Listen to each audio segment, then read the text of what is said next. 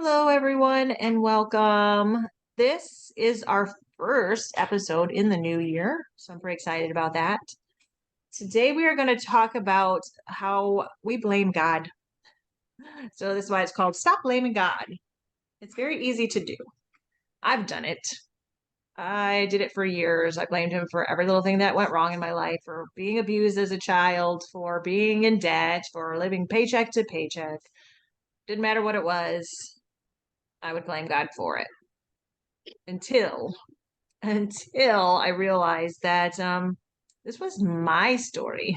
This is my story, and I kind of have had a hand in what I was creating in my life through my choices and my actions and my thoughts, my beliefs, just patterns that we pick up and walk in.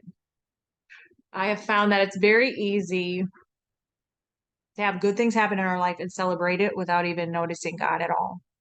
Because we're up on the mountaintop. Everything's amazing. There's sunshines and butterflies and kittens and rainbows, and we're doing great. But the moment we start falling down into the valley, all of a sudden it's God's fault. Why, God? What did you do? Why did you do this to me? Instead of asking ourselves, well, what did I do to get down here?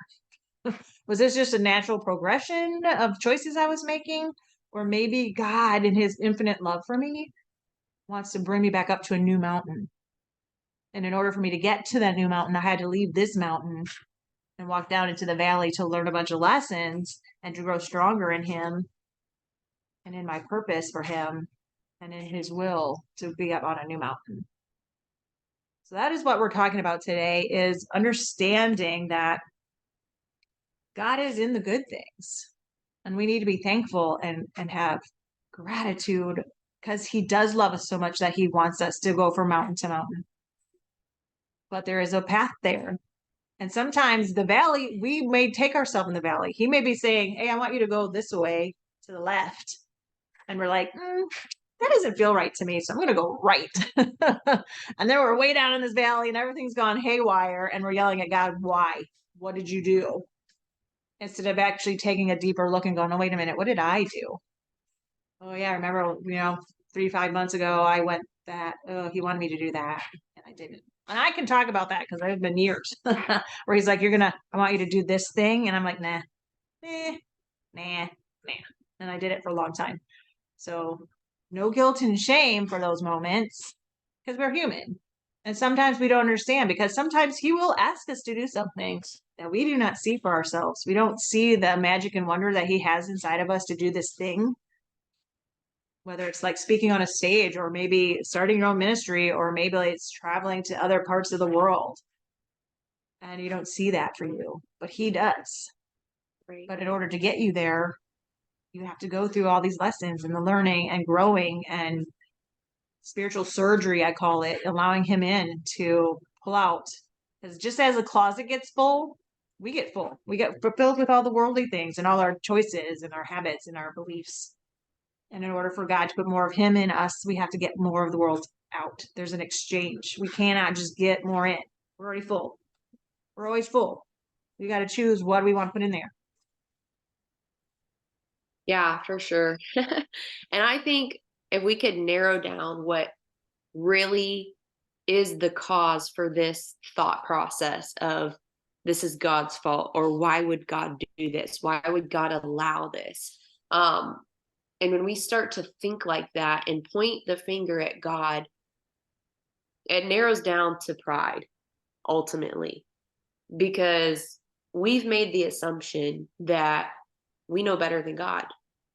That's ultimately what we're saying, is we're putting God in a box and we're saying, yep, this is God's fault because it's not my fault. It's not, the consequences of my actions or my choices.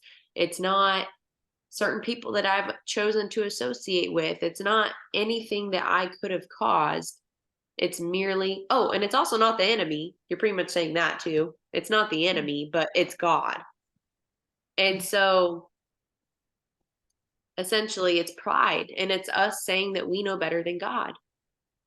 And it's also us choosing to have the perspective that whatever this circumstance is that may seem like the end of the world to us, we're choosing to see it as the end of the world. That's what pride does, is you've already made an assumption and yep, that's the right way. This is what's interpreted. This is what it's meant to show and to demonstrate, when maybe in God's eyes, he's like, you have no idea what could be around the corner for you.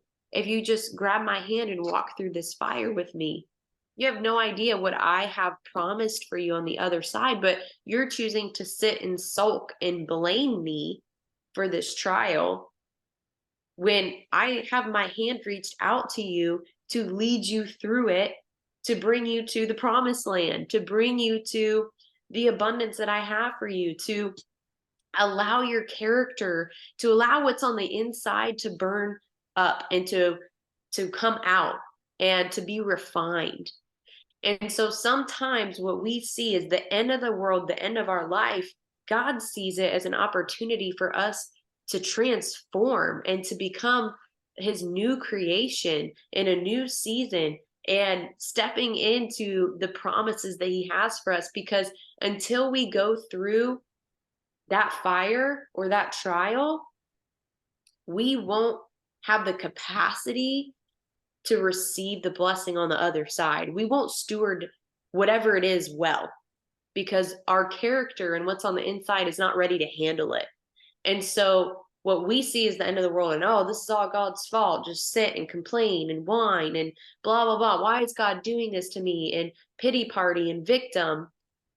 We're never going to receive what's next. We're never going to expand our capacity to receive the promises and the abundance of what's next, because we want to sit and cry and point fingers instead of taking any sort of responsibility, or instead of saying, you know what, God, I'm just going to trust you through this. I'm going to have reverence towards you. I'm going to respect you as the holy God, the all-powerful, all-seeing, all-knowing God, and trust that you know what's best for my life and that you're going to get me through this. Because he says faith is the only thing that pleases him, nothing else. And so if we don't put our faith in him in the most troubling times, then we're not going to please the Lord. When we sit and we complain and we whine, it is not pleasing to him when we do those things. And James 1:13 says, don't blame God when you are tempted. God cannot be tempted by evil, and he doesn't use evil to tempt others. Ecclesiastes 7:29 implies that we should stop blaming God for all of mankind's troubles, that we get ourselves into this mess that we call life. And so essentially, number one, pride will cause us to blame anything and everything around us for our circumstances. And I understand there are things that are out of our control. There really are. Not everything is directly my fault that is bad, that happens to not be great in my life. But on the other hand, how am I choosing to perceive that?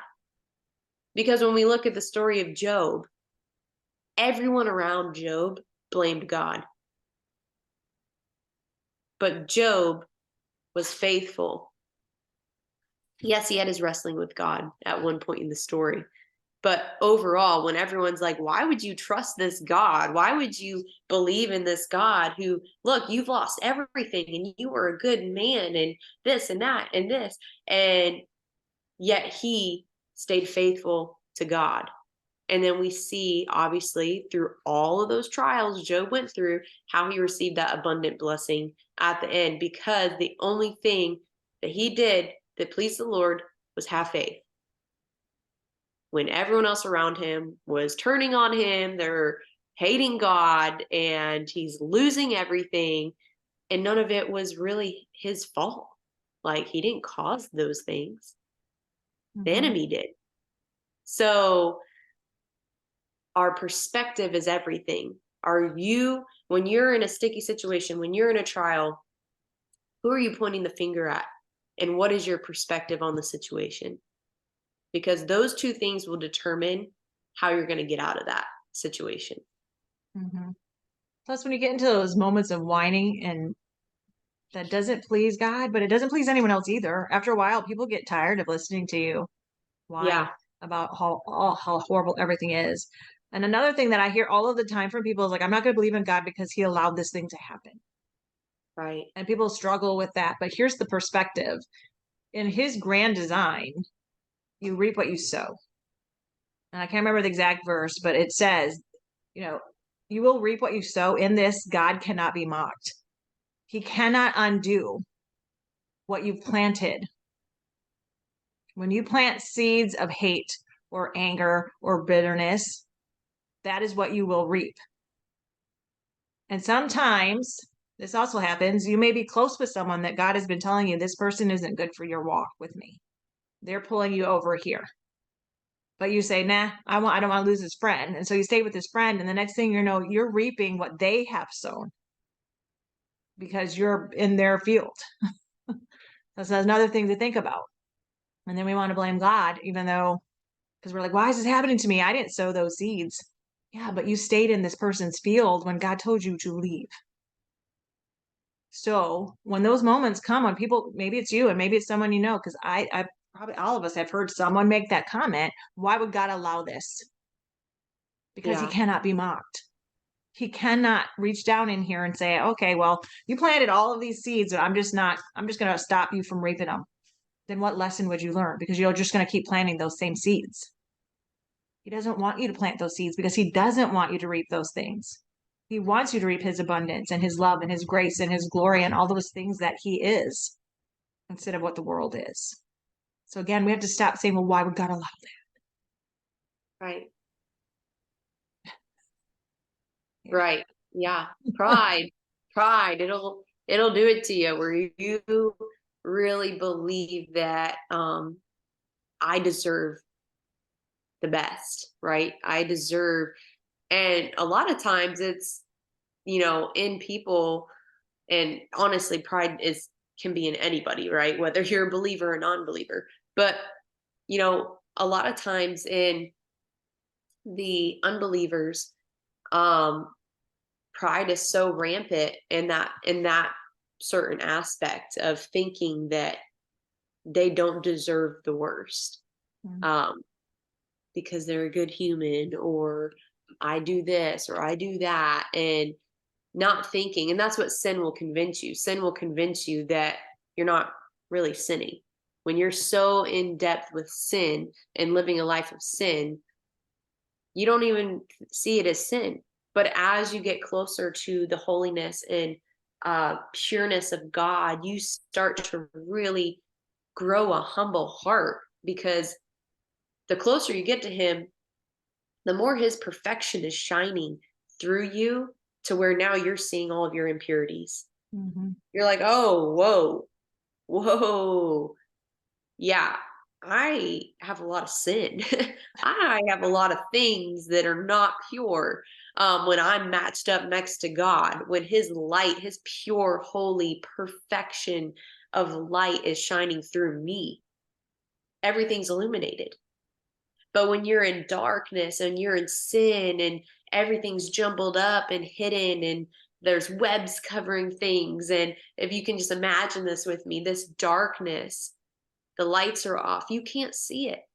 You can't see it. So what does ego and pride say? What do I deserve this for? Mm-hmm. God, why would God do this to me? And so again, as we're growing closer to the Lord, as we're building our endurance, facing these trials, these ups and downs, these valleys and mountains of life, it is so imperative that we stay close to the Lord and we honor him and respect him and have humility. Because with humility, that is the only way that we are going to overcome these trials and really allow him to heal, to deliver, to refine, to renew us into each new season that he has for us. That's the only way. And there's people that ask, like, that person's lost everything. Everyone in their family's had cancer. They've lost children. they've had the worst of the worst happen to them. How is that family so optimistic?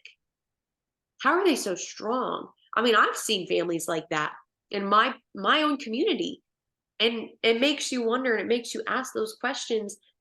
But then the God-fearing version of me is like, I know exactly why they're so strong. I know exactly. I mean, there's a family in my community that lost 3 children and a grandparent from a convict getting loose, and hiding into their cabin and literally shooting them all. The grandpa took the grandkids to go hunting for a weekend. And so devastation, tragedy, this family lost 4 beloved members of their family just tragically. And it was very, very sad. And so my point in saying that is the family, obviously there's grief and there's mourning and there's sadness, but the Lord says, blessed are those who mourn, for they're comforted. Blessed are those who come to me in the morning, in the grief, in the sadness, in the pain. You're blessed when you come to me, because I will comfort you. I will make you stronger from this. I will remind you of my goodness, and I will bless you. That's how much God loves us. How easy would it have been for them to blame God for that? I mean, they were a family that loved the Lord. Like, children? Really, God? I mean, we look at the ways of the world today. It's like children, poverty, hunger, right? All these horrible things, storms, just these families and poor innocent children that just have the worst of the worst happen to them. Why, God? Why would you allow this to happen? Instead, changing our perspective to his goodness and his light, and how even when these terrible things happen, how he draws us into union and closeness with him and with those around us, and he develops our character to be stronger and to be able to have endurance for trials.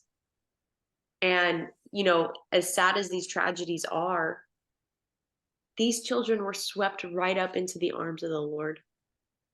I mean, in our eyes, it's horrible. It's horrible, horrible, horrible. But they're in their eyes, they're an immediate relief. They went into complete perfection with the Heavenly Father whenever they passed, you know, into his arms. And so that's the hope that we get to look forward to. If there was no Jesus, if there was no hope of God, if there was no genuine love from God, then we wouldn't have that hope with trial. Like, it literally would just be death and terrible things and tragedy, and we would have nothing to look forward to, like, at all. But when we shift our perspective on the hope, then there's peace and comfort that can come over us, whereas otherwise there wouldn't be. Mm-hmm. And you might be thinking, well, why did he allow that to happen? I can already hear it. Why did they allow? Because that man had free will. God didn't Right. put the gun in anybody's hand. Yep. And again, he cannot be mocked.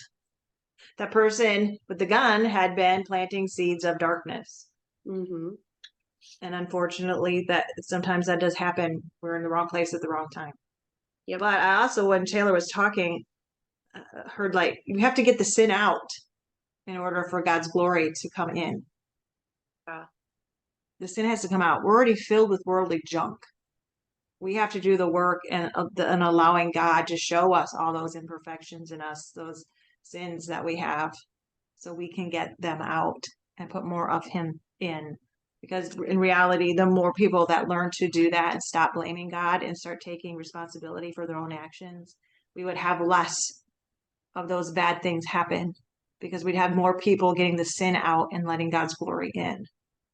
But Right. unfortunately, our world is mostly filled with people who are just putting the sin in. Right.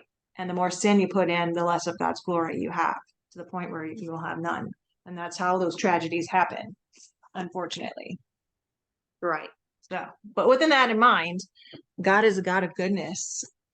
And we have to talk more. That, I think, is part of the problem too, because everyone is so quick to blame him instead of really understanding that there is free will.